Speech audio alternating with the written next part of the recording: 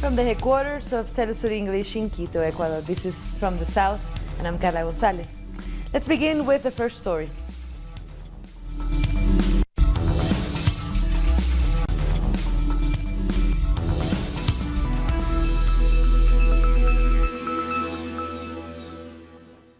The death toll from Sunday's bombings in Sri Lanka has risen to at least 290. 8 bomb blasts ripped through 3 churches and several high-end hotels. About 500 people were wounded and 7 people have been arrested. Sri Lanka's defense minister said that the culprits were religious extremists and that suicide bombers were behind the detonations. The government blocked access to social media and messaging sites to prevent the spread of misinformation. This was the first major terrorist attack since the end of the civil war 10 years ago. I heard the explosion and then the roof fell on us.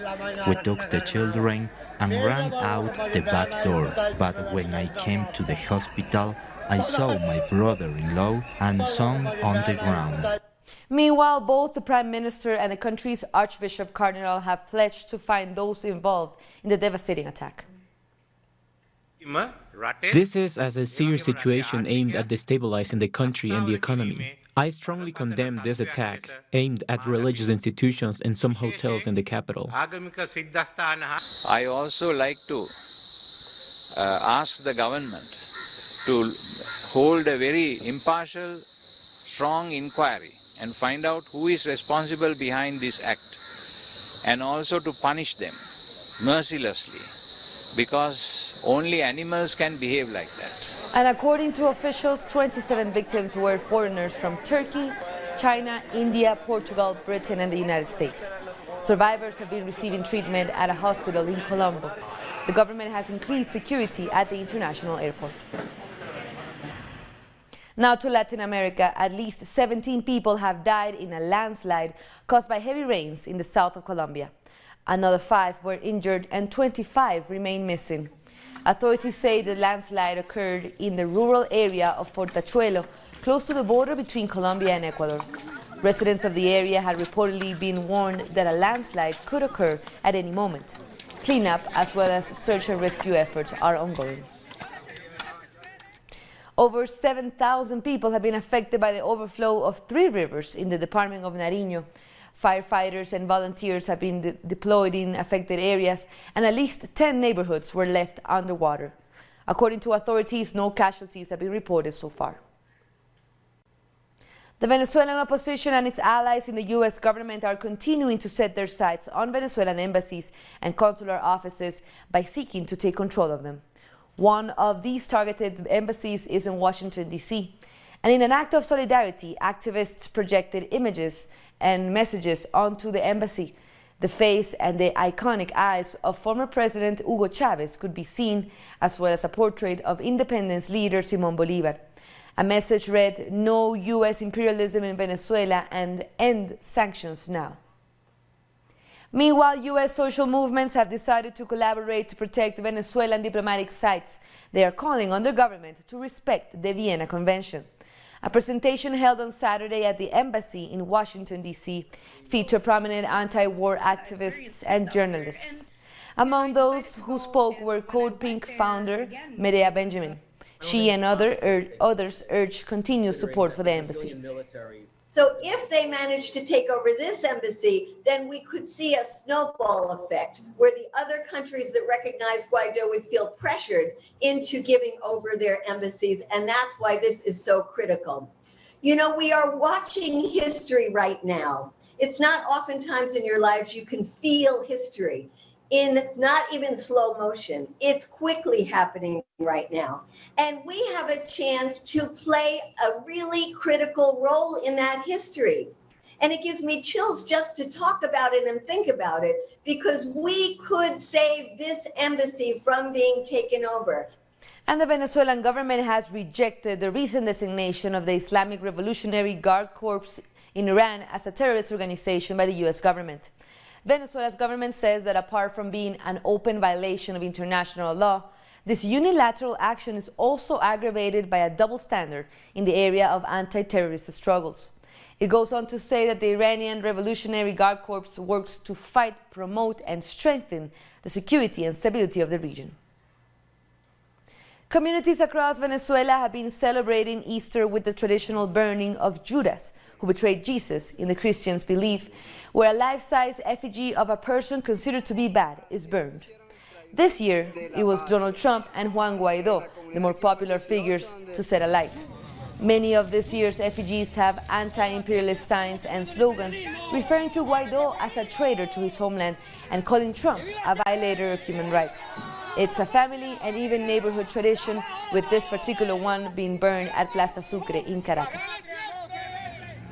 And another Trump image was burned with the help of a few explosives in the neighborhood of 23 de Enero in Caracas as well.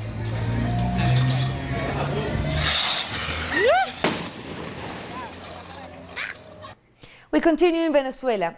Ubuntu is a play that was recently presented at the Municipal Theater of Caracas, a performance which focuses on fighting prejudices against those who have different abilities. The fears of this group of young people with disabilities are left behind. With the help of professional dancers, they make visible their different abilities on stage. Ubuntu is more than an artistic work, more than a play. It's a space for reflection, for research, and more so than inclusion, for the celebration of those who have been hidden, those who don't represent the aesthetics which society has imposed as something beautiful. This show contributes to the fight against ideological differences and to promote inclusion. To discriminate, for me, is to not have a person with disabilities in your environment. You have fear of what's different. But I think once you find each other, that fear disappears, because we're all equal. We all have different skills, and our message is that we all can have opportunities, that we are all able to make anything. These people praised the values of solidarity and teamwork through contemporary dance. When we discriminate, we do damage to ourselves. We lock ourselves up into a box. Our message is to never stop being yourself. However, that may be to never stop fighting for what you want and to step outside our comfort zones. A performance that promotes respect and breaks prejudices on disability has also been celebrated in international stages. In other news, Mexico is on track to record its most violent year in history. According to official data, there were 8,500 murders in the first 3 months of the year, the largest figure since 1997. That represents an almost 10% increase in killings when compared to the same period in 2018. Meanwhile, the government proposes the creation of a security force called the National Guard to quell the violence in the country. The government of Mauricio Macri in Argentina has proposed a new bill which will modify the charter of the country's central bank. The last time this was modified was in 2012 to promote inclusivity, economic growth, and to fight social inequality. But this time the change seeks to appease requests by the International Monetary Fund. The changes proposed by President Macri come from the accord he made with the International Monetary Fund, which seeks to provide a standby agreement to avoid a default in the payment of 2018's public debt. The current charter of the central bank, developed during past administrations, linked the bank's activities with economic ideas that promote development. Macri's government wants to stop the central bank from promoting development. They want to use the bank to promote neoliberal measures and to have it be an independent institution which doesn't help the national economy. At the moment, the central bank guarantees enough tools to preserve macroeconomic policies, which push for social development.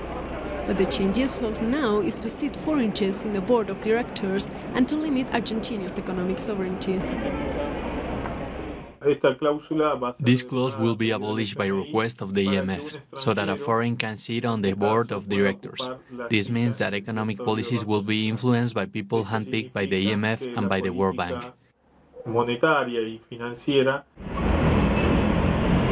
If this bill passes, the central bank will be increasingly incapable of influencing the economy.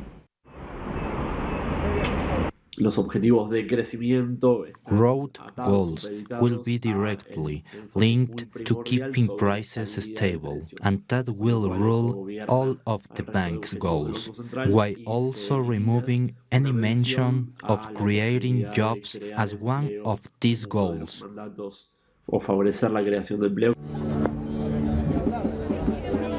The current charter of the central bank grants its directors the power to determine how much of the country's reserve will be used to pay off debts, among other expenses. If Macri's new charter is approved, public debt will rise, as will social inequality, will also leaving the country's economy in the hands of foreign authorities.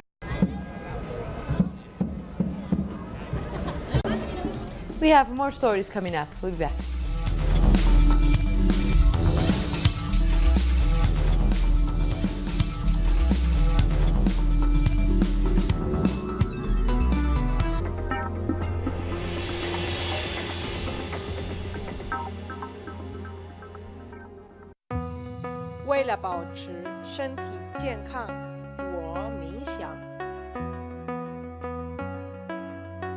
Para mantenerme saludable, yo corro. To keep myself healthy, I study. Για να διατηρηθώ υγιής, τρέφομαι σωστά. Para mantenerme saludable, yo bailo. Para mantenerme saludable, yo purifico mi espíritu a través del cuerpo.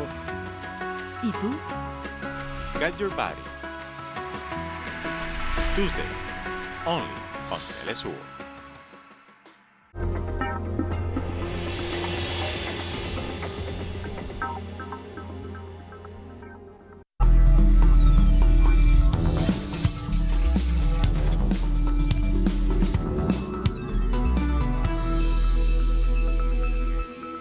Welcome back. Former CARICOM Secretary General Alistair McIntyre has died. McIntyre served as the Vice Chancellor of the University of the West Indies. He was knighted by the Queen of England in 1992 and received the prestigious Order of the Caribbean Community Medal. McIntyre was also twice honored by Jamaica's government, including the receiving of the island's Order of Merit. Jamaica's Prime Minister Andrew Holness says that the island is recovering from the brink of economic collapse. Holness was speaking at the Jamaica-Atlanta business meeting on Friday. He noted that Jamaica had a debt of GDP to ratio of 142% and an IMF loan that required a primary surplus of 7.5%. He said that the debt to GDP ratio had been reduced to just over 100% and is expected to reach 60% in the coming years. Holness also noted that the island has recorded its lowest unemployment rate to date. We have brought our unemployment rate from hovering 13 to 14%.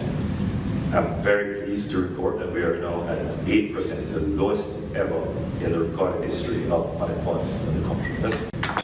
Sunday marked the 49th anniversary of the state of emergency, which was declared in Trinidad and Tobago during the Black Power Revolution of 1970. Mass mobilizations occurred across the country from February to April as East Indians and Africans united in protest. The movement began since Afro-Trinidadians wanted equal employment opportunities and more representation, as well as an end to the monopolization of businesses by whites. This movement marked the awakening of black consciousness on the island. One person died and over 50 people were arrested for their part in the protests. The revolution was led by National Joint Action Committee for a New and Just Society. We have to see revolution in the sense of you have to change the structure of power in the society. You have to change the oppression, the exploitation of people. St. Vincent and the Grenadines is set to become the Caribbean's most sustainable island. Headmaster at Richmond Vale Academy, Stina Herberg, said the country will achieve this through diverse agriculture, the move away from imported fossil fuels-based chemicals, and gardens in every village. She added that the island is leading in solar and geothermal energy. Herberg said over the next 10 years, a network of eco-sites will thrive and promote tourism on the island. 11 soldiers have been killed with several more wounded after gunmen attacked a Malian army base. The unidentified assailants burned the camp and took military equipment in a dawn raid. No group has yet claimed responsibility for the ambush. The Prime Minister of Mali and the entire cabinet resigned after failing to clamp down on gun-related attacks in the country. A sea of protesters swarmed the army headquarters in Khartoum as Sudan's military leader Abdel Fattah al-Burhan vowed to hand power over to the people. The demonstrators are awaiting the unveiling of a rival civilian council. This comes as al-Burhan said talks are underway to develop a joint military-civilian council. But the opposition has suspended all negotiations, calling for the demands to be met. General al-Burhan has also pledged to respond to protesters' demand within a week. First, the role of the military council is a supplementary role to the uprising and the blessed revolution. The council is committed to give power to the people. Thousands of protesters marched in Morocco demanding the release of 42 activists who had rallied against corruption and unemployment. It comes weeks after a court upheld prison sentences for the activists who held protests in 2016 and 2017. Authorities accused them of threatening the security of the state. The March of the Moroccan People was organized by political civil rights groups and families of detainees. An ongoing fighting in Ain Sara, south of Libya's capital, has left the suburban town filled with rubble. On Sunday, powerful blasts believed to be caused by airstrikes left buildings damaged and cars burnt out in the streets. The Libyan National Army launched an attack to seize Tripoli on April 4th and has continued clashing with forces of the UN-recognized government. At least 227 people have been killed, with over 1,000 wounded in the weeks-long violence. The president of Palestine, Mahmoud Abbas, has refused a so-called deal of the century with the United States. During an extraordinary Arab League meeting in Cairo, Egypt, the president said that the U.S. does not have anything to offer the Palestinian people. Abbas also denounced the presence of the U.S. Embassy in Jerusalem, recently acknowledged by U.S. President Donald Trump as the capital of Israel. He further affirmed that the reliance of Palestinians on Arab states. The question is, what is the deal of the century? After annexing Jerusalem and recognizing it as the capital of Israel, and transferring their embassy and attaching the U.S. consulate in Jerusalem, that has existed since the 19th century to the embassy. All this and the deal of the century did not come, so I wonder what remains to be offered, or what is left for us to rejoice. They took Jerusalem and the occupied territories, gave legitimacy to the settlements, and canceled the refugees. So what remains for us? I say that they want to deceive us with what is left. There's nothing they can offer us. At least 170 Israeli settlers entered the Holy Al-Aqsa Mosque in occupied Jerusalem, Al-Quds, breaking accords signed by Israel and Jordan in 1994. The group entered the mosque while being escorted by heavily armed Israeli security forces, reportedly to celebrate a religious ceremony. Palestinians consider such an act as a direct threat to the sovereignty of the East Jerusalem Al-Quds. The Al-Aqsa Mosque has been considered a holy site by Christianity, Judaism, and Islam for thousands of years. We're taking one last break, but stay with us.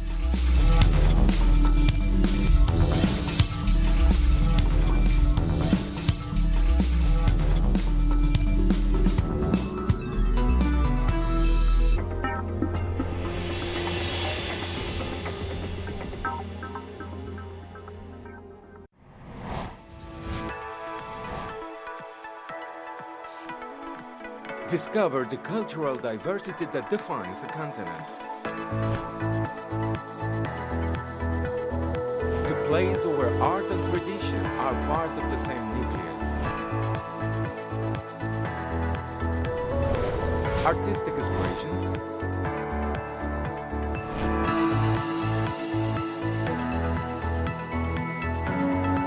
values,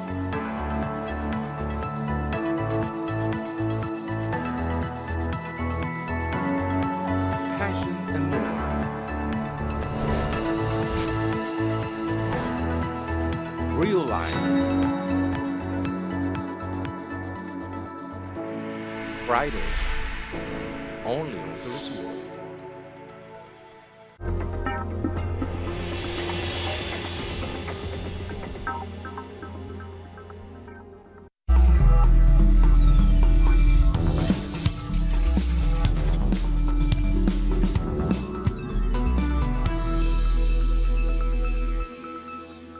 Welcome back. Comedian Volodymyr Zelensky has won a runoff election on Sunday to become Ukraine's next president. According to exit polls, Zelensky received over 70% of the votes, while his opponent, Petro Poroshenko, received 25%. Poroshenko, who has been in power since 2014, conceded the election. Zelensky has no previous experience in politics, but gained popularity due to his anti-corruption talking points. The official result will be announced by May 1st. We did it together. Thanks to everyone. Now there will be no pathetic speeches. I just want to say thank you. Never give in. This is something that I also hear now when I see the results of the exit polls. They are obvious, and they give me the grounds to now call my opponent and congratulate him. To do it for the first time in our practice, to do it the way it's done in the civilized and democratic European countries. More than 30 million people were eligible to cast votes in almost 200 electoral districts in Ukraine. More than anything, I would like for the structure of our country to change. It is impossible to eliminate all corruption. It exists everywhere. But at least we have a candidate who, in principle, is ready to address this. We want change. Right now there is tension. People are irritated. We want peace, freedom, and happiness. North Macedonians voted for a new president on Sunday. This is the first presidential election since the country changed its name after negotiations with Greece ended a decades-long identity dispute. Preliminary results point to Stevo Pendavorowski of the ruling SDSM party leading the polls. These elections were reportedly marked by low participation. I hope this election will be fair. I wish the best of luck to whoever wins. I don't know if enough people will vote. Maybe they are still asleep, but I think they are still going to vote. Like all other citizens, I also went out to vote. It is my civic right to vote and to give my vote to whomever I choose.